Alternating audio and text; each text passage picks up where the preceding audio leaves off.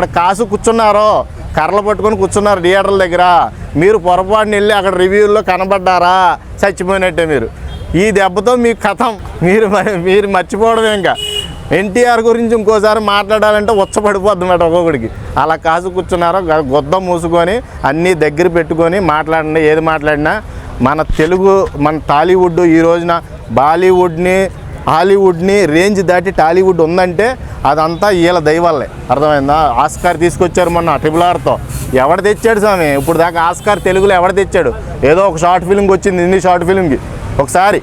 గతంలో చూసుకుంటే షార్ట్ ఫిల్మ్కి ఒకదానికి ఆస్కార్ వచ్చింది, మళ్ళీ ఇప్పుడే వస్తాం. అర్థమైందా?